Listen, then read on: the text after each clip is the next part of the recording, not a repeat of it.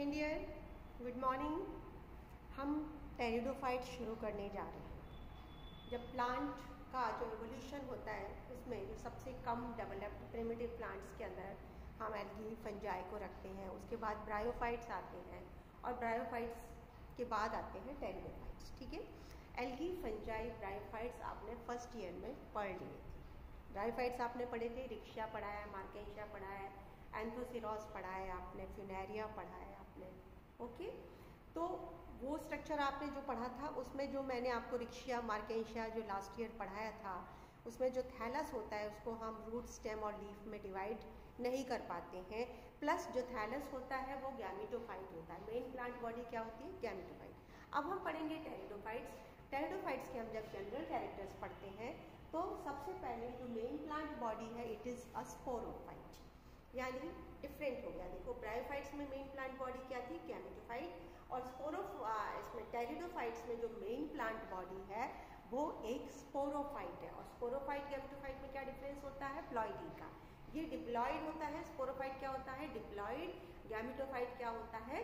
Haploid. और ये main plant body जो स्पोरोफाइट है इसको हम रूट स्टेम और लीफ में विभाजित कर सकते हैं, जो कि ब्रायोफाइट्स में नहीं की जा सकती थी। आपको ध्यान होगा रिक्शिया मार्केशिया उसमें हम रूट स्टेम और लीफ में विभाजित नहीं कर पाते थे, लेकिन स्पोरोफाइट जो यहाँ का टेरिडोफाइट है उसको हम रूट स्टेम और लीफ में विभाजित कर सकते हैं। दूसरा एक और पॉइंट है कि ये जो स्पोरोफाइट है वो ब्रायोफाइट के स्पोरोफाइट से डिफरेंट है। ब्रायोफाइटा के अंदर जो स्पोरोफाइट बनता था वो अपने फूड के रिक्वायरमेंट के लिए, पोषण के लिए गैमेटोफाइट पे निर्भर होता था, जबकि ये जो स्पोरोफाइट है टेरिडोफाइट्स का ये गैमेटोफाइट पे डिपेंडेंट नहीं है न्यूट्रिशन के लिए। अपने पोषण के लिए ये गैमेटोफाइट पे बिल्कुल भी निर्भर नहीं है। दूसरा, टेरिडोफाइट का जो साइज वेरिएशन है, बहुत छोटा टेरिडोफाइट्स भी पाए जाते हैं जो एनुअल से 1 वर्षीय जैसे अजोला, और बहुत बड़े पेड़ भी पाए जाते हैं जैसे एंजियोप्टेरिस और ऑस्मुंडा जो कि पेरिनियल है, जो बहुवर्षीय है। तो साइज में वेरिएशन आपको मिलेगा टेरिडोफाइट्स के अंदर। ज़्यादातर टेरिडोफाइट्स स्थलीय होते हैं, टेरेस्ट्रियल होते हैं, और वो शेडी छायादार जगह पे और नमी वाले स्थानों पर उगते हैं। कुछ टेरिडोफाइट्स एक्वेटिक हैं जैसे मार्सिलिया है, सेल्विनिया है, ये एक्वेटिक है यानी जलीय है। और बहुत कम प्रजातियां ऐसी हैं जो मरुद्भिद है यानी जीरोफिटिक है, जैसे सेलेजिनेला रुपेस्ट्रिस एक प्रजाति है सेलेजिनेला की रुपेस्ट्रिस, वो मरुद्भिद पादप है जो कि जीरोफिटिक है। अदरवाइज मैक्सिमम प्लांट्स कैसे होते हैं? टेरेस्ट्रियल पाए जाते हैं। ज़्यादातर स्टेम जो है वो हर्बेशियस है यानी सॉफ्ट है, बिल्कुल शाखीय पौधे की जैसे होती है स्टेम। लेकिन जो फर्न्स के जो वुडी प्लांट्स हैं, फर्न जो होती है थोड़ी वुडी होती है, उसकी स्टेम सख्त होती है और वुडी हो जाती है। ठीक है, अब आते हैं पत्तियों पे। सामान्यतः टेरिडोफाइट्स के अंदर पत्तियां स्केली होती हैं, बहुत छोटी होती हैं, स्मॉल एंड सेसाइल होती है, यानी उनमें डंडी नहीं होती, पीटियोल नहीं होता है। ऐसे जो प्लांट है उनको बोलते हैं माइक्रोफिलस टेरिडोफाइट्स। माइक्रोफिलस टेरिडोफाइट्स का मतलब है जिनकी पत्तियां बहुत छोटी हैं और सेसाइल है। फर्न्स जो होते हैं, फर्न जो पाए जाते हैं जैसे एंजियोप्टेरिस या ऑस्मुंडा, ये सब फर्न है। फर्न की पत्तियां बहुत बड़ी होती हैं, पीटियोलेट होती है यानी उसमें डंडी होती है, कंपाउंड पिन्नेटली कंपाउंड होती है यानी उनकी मार्जिन से पूरा कटाव होता है, तो पिन्नेटली कंपाउंड लीफ होती है। ऐसे जो टेरिडोफाइट्स हैं उनको बोलते हैं मेगाफिलस टेरिडोफाइट यानी बड़ी पत्ती वाले टेरिडोफाइट्स। मेगाफिलस का मतलब, फिलस का मतलब है पत्तियां, मेगा का मतलब है बड़ी। जिनकी बड़ी पत्तियां हैं वो टेरिडोफाइट्स कहलाती हैं मेगाफिलस, जिनकी पत्तियां छोटी हैं उनको बोलते हैं माइक्रोफिलस टेरिडोफाइट्स। ठीक है, स्टेम जो होती है वो ब्रांच्ड होती है, ब्रांचिंग मोनोपोडियल है, और डाइकोटोमस ब्रांचिंग होती है। स्टोमेटा पत्ती के दोनों तरफ, ऊपरी सतह पे और निचली सतह पर, दोनों सतह पर स्टोमेटा पाए जाते हैं।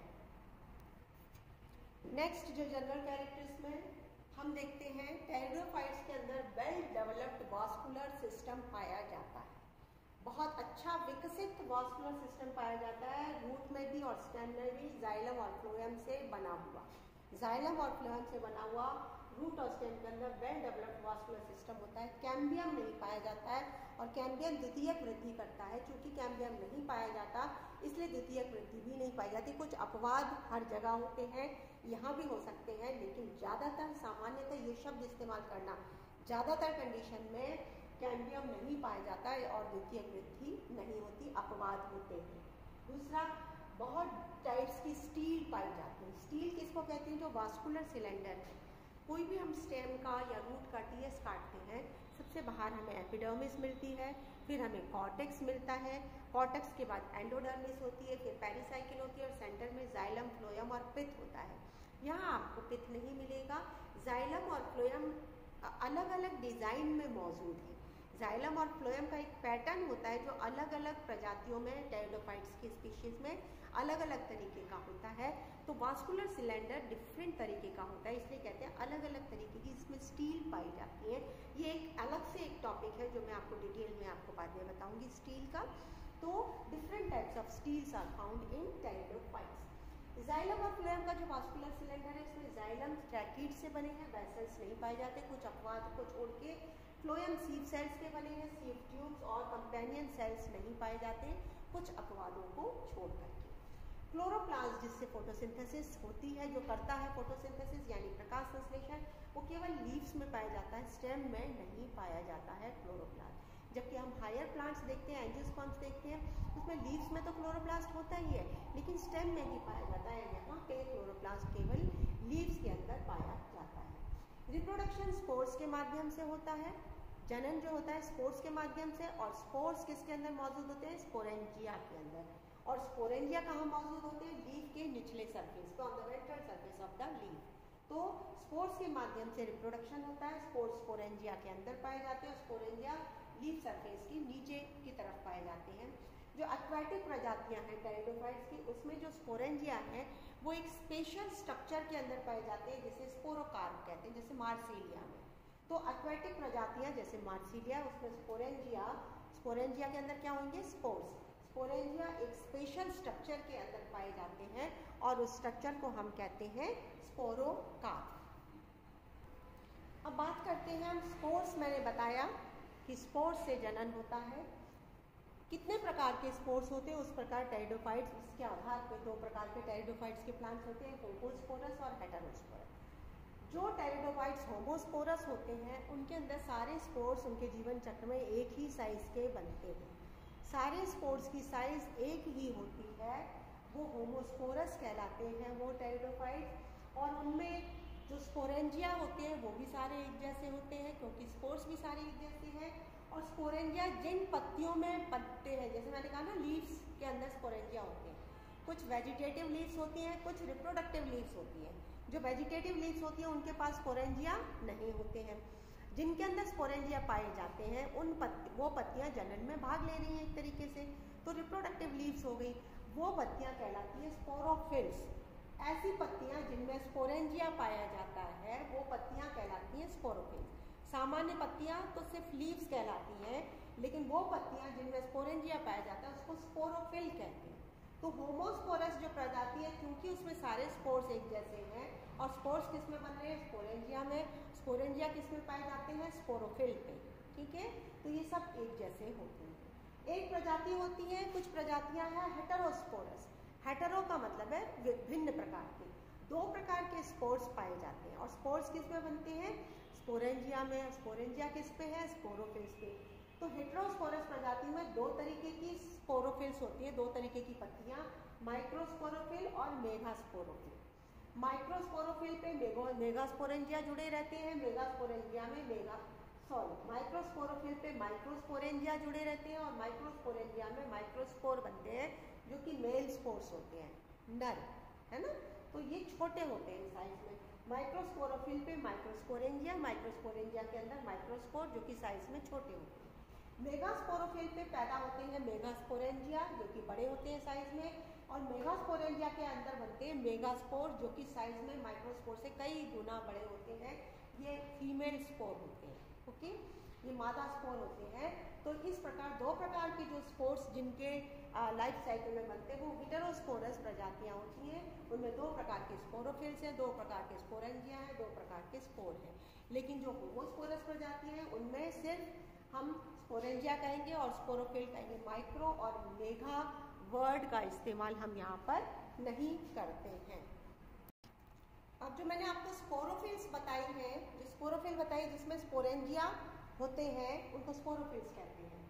स्पोरोफिल्स अगर पूरे प्लांट में डिस्ट्रीब्यूटेड है, इक्वली डिस्ट्रीब्यूटेड है, तो सिंपल होता है। मतलब दो तरीके से स्पोरोफिल का डिस्ट्रीब्यूशन होता है, या तो यूनिफॉर्मली पूरे प्लांट में डिस्ट्रीब्यूटेड है जैसे टीरिस, टीडियंटम एक्सेट्रा में। कुछ प्लांट्स में क्या होता है कि जो स्पोरोफिल्स हैं वो स्टेम के एंड में जाके एक गुच्छा बना लेती हैं। स्पोरोफिल्स कहाँ पाई जाती है? केवल स्टेम के एंड पे एक गुच्छा बना लेती है जिसको बोलते हैं कोन या स्ट्रोबाइलस। जैसे मैंने ऊपर बोला यूनिफॉर्मली डिस्ट्रीब्यूटेड, जिसमें स्पोरोफिल्स पूरे प्लांट में डिस्ट्रीब्यूटेड रहती है। स्पोरोफिल्स का मतलब वो पत्तियां जिसमें स्पोरेंजिया है। जो पत्तियां स्पोरेंजिया बियर नहीं करती हैं वो सिंपल वेजिटेटिव लीव्स कहलाती हैं। स्पोरोफिल्स हम केवल उनको कहते हैं जिसके अंदर स्पोरेंजिया पाया जाता है। ठीक है, तो स्पोरोफिल्स पूरे प्लांट में भी डिस्ट्रीब्यूटेड रह सकती है, यूनिफॉर्मली डिस्ट्रीब्यूटेड जैसे टीरिस में, एडियंटम में, या फिर स्पोरोफिल्स एग्रीगेट होकर एक झुंड बनाती है, लेकिन वो हमेशा स्टेम के एंड पे यानी शीर्ष पे पाया जाता है, जिसे कोन जो झुंड बनाती है उसको बोलते हैं कोन या फिर स्ट्रोबाइलस। जैसे सेलेजिनेला है, किसीटम है, लाइकोपोडियम है, ये उदाहरण समझ गए। तो स्पोरोफिल्स का डिस्ट्रीब्यूशन दो प्रकार से हो गया। फिलिकेट्स जो ऑर्डर है उसके अंदर जो स्पोरेंजिया है वो एक डिफरेंट तरीके से पाए जाते हैं। फिलिकेट्स ऑर्डर जो है टेरिडोफाइट्स का, उसमें स्पोरेंजिया के गुच्छे बन जाते हैं। स्पोरेंजिया किस में पाए जाते हैं? स्पोरोफिल्स में। लेकिन यहाँ पे स्पोरेंजिया गुच्छे बना लेते हैं और उन गुच्छों को कहते हैं सोराई। एक गुच्छे को बोलते हैं सोरस जिसमें बहुत सारे स्पोरेंजिया होंगे, और बहुत सारे जो गुच्छे बन जाते हैं उनको कहते हैं सोराई, SORI, सोराई। ठीक है, जो स्पोर्स निकलते हैं स्पोरेंजिया में से, हर एक स्पोर की दो भित्तियां होती हैं, एक्साइन और इंटाइन। प्रत्येक स्पोर की दो वॉल है, एक्साइन, इंटाइन। एक्साइन के फिर तीन लेयर है, एक्टिन, पॉलीमेलेट और एंडाइन। ठीक है, और फिर इंटाइन आ जाती है। स्पोर्स फिर जर्मिनेट करते हैं जमीन पे आकर के, spores germinate into gametophyte. Spores जो है वो क्या बनाएंगे? गैमेटोफाइट। लेकिन स्पोर्स जब स्पोरेंजिया के अंदर बनते हैं तो ध्यान रखना उनके निर्माण से पहले मियोसिस होना जरूरी है। अर्धसूत्री विभाजन होगा तभी जो स्पोर्स होंगे वो कैसे होंगे? हैप्लॉइड, क्योंकि गैमेटोफाइट हैप्लॉइड होता है और स्पोर्स बन रहे हैं स्पोरेंजिया में। स्पोरेंजिया कैसा है? डिप्लॉइड है, क्योंकि स्पोरेंजिया किसके ऊपर है? स्पोरोफाइट के ऊपर है। जो मुख्य प्लांट बॉडी है वो क्या है? स्पोरोफाइट, और स्पोरोफाइट होता है डिप्लॉइड। तो डिप्लॉइड स्पोरोफाइट में डिप्लॉइड स्पोरेंजिया होंगे।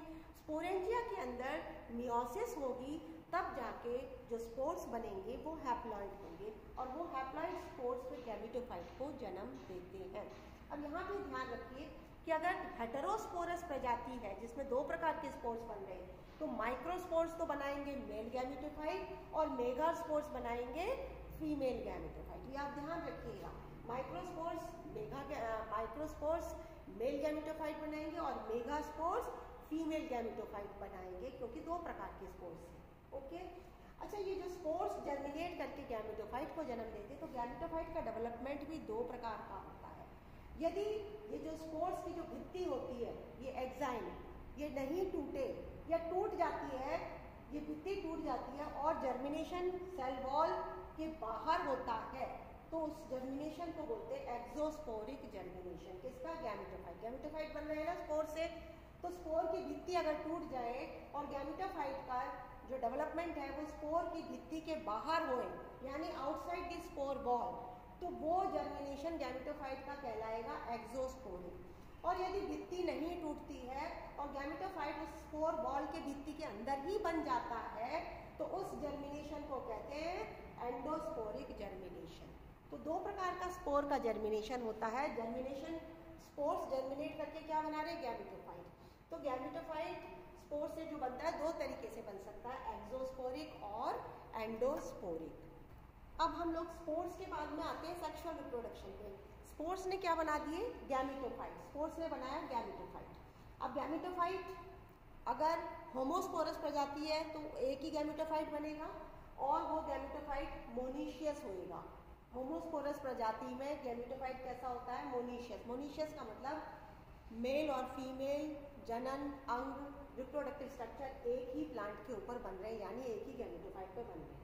हेटेरोस्पोरस जो प्रजाति है उसमें मेल गैमेटोफाइट अलग बना है और फीमेल गैमेटोफाइट अलग बना है। तो ऐसी प्रजातियां कहलाती है डाइशियस, क्योंकि मेल गैमेटोफाइट पे बनेगा एंथेरिडिया और फीमेल गैमेटोफाइट पे बनेगा आर्किगोनिया। ये फीमेल और मेल सेक्स ऑर्गन्स है। ये अलग अलग गैमेटोफाइट को प्रोथैलस भी कहते हैं। तो मेल गैमेटोफाइट अलग है, फीमेल गैमेटोफाइट अलग है। तो ऐसी प्रजातियां हो गई डाइशियस, क्योंकि मेल गैमेटोफाइट पे बनेगा एंथेरिडिया, फीमेल गैमेटोफाइट पे बनेगा आर्किगोनिया। जो सेक्स ऑर्गन्स है ये एंथेरिडिया और आर्किगोनिया, ये प्रोथैलस के अंदर, गैमेटोफाइट को प्रोथैलस भी कहते हैं, उसके अंदर धसे भी रह सकते हैं और ऊपर को निकले हुए भी हो सकते हैं, एम्बेडेड भी हो सकते हैं और प्रोजेक्टेड भी हो सकते हैं। अब एंथेरिडियम की बात करें, जो मेल सेक्स ऑर्गन है एंथेरिडियम, जिसके अंदर एंथेरिडियम जो होता है उसके बाहर एक सिंगल लेयर की स्टेराइल जैकेट होती है और इस एंथेरिडियम के अंदर बनते हैं एंथ्रोजोइड्स।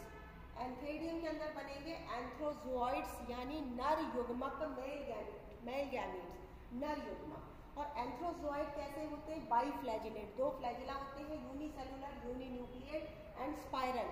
स्पाइरल होता है एंथ्रोजोइड, कैसा होता है? स्पाइरल, यानी एकदम ऐसे स्प्रिंग जैसा, उसमें दो फ्लैजिला लगे होते हैं, एक ही कोशिका होती है, एक ही केंद्रक होता है और ये एंथ्रोजोइड्स पानी में निकल के आ जाते हैं। जब एंथेरिडियम ऊपर से खुल जाता है, उसके ऊपर एक कवर सेल होता है या ऑपरकुलर सेल होता है, वो खुल जाता है तो एंथ्रोजोइड्स बाहर निकलते हैं। और अगर कवर सेल नहीं होता तो एंथेरिडियम बर्स्ट हो जाता है तो एंथ्रोजोइड निकल के बाहर आ जाते हैं पानी के अंदर। अब निषेचन के लिए, फर्टिलाइजेशन के लिए पानी बहुत ज़रूरी है। पानी नहीं होगा तो एंथ्रोजोइड्स तैरेंगे कैसे और आर्किगोनिया तक पहुंचेंगे कैसे? क्योंकि आर्किगोनिया तो अपनी जगह पे फिक्स है, वो तैर नहीं सकता है, तो उस तक पहुंचने के लिए एंथ्रोजोइड्स को पानी की आवश्यकता है। इसलिए निषेचन के लिए, फर्टिलाइजेशन के लिए पानी आवश्यक है। जो आर्किगोनियम है, यानी फीमेल सेक्स ऑर्गन जो है आर्किगोनियम, वो अंदर इसमें दो पार्ट होते हैं, नेक और वेंटर। वेंटर अंदर धंसा रहता है प्रोथैलस में और नेक का पोर्शन ऊपर को निकला रहता है। नेक में 4 नेक के रो होते हैं, 4 नेक के रोज होते हैं, उससे नेक बनता है। नेक में 2 नेक कैनाल सेल्स होते हैं। वेंटर के अंदर एक वेंटर कैनाल सेल होता है और एक एग होता है, यानी मादा युग्मक। ठीक है, ये हो गया आर्किगोनियम। अब जब एंथ्रोजोइड्स ढूंढते ढूंढते आर्किगोनियम पे आएंगे तो ये नेक कैनाल सेल्स और वेंटर कैनाल सेल्स डिसइंटीग्रेट हो जाते हैं, इसमें से म्यूसिलेज निकलता है और ऊपर से नेक का जो कवर है वो खुल जाता है। एंथ्रोजोइड्स नेक से होते हुए कहाँ तक पहुँच जाते हैं? एग तक पहुँचते हैं और एग को जाके एंथ्रोजोइड फर्टिलाइज करते हैं, निषेचन करते हैं, तो क्या बन जाता है? जाइगोट। और जाइगोट जब डेवलप होगा तो क्या बनेगा? एम्ब्रियो। और एम्ब्रियो फिर क्या बना देगा? स्पोरोफाइट, क्योंकि ये डिप्लॉयड हो गया। दोनों का फ्यूजन हुआ, एग का और एंथ्रोजोइड का, तो वापस क्या हो गए? डिप्लॉयड कंडीशन आ गई। और डिप्लॉयड कंडीशन फिर किस में परिवर्तित हो जाएगा, किस में चेंज हो जाएगा? मुख्य जो प्लांट था शुरू से जो बताया था, स्पोरोफाइट। तो ये कंप्लीट होते हैं जनरल कैरेक्टर्स टेरिडोफाइट्स के। थैंक यू बच्चों।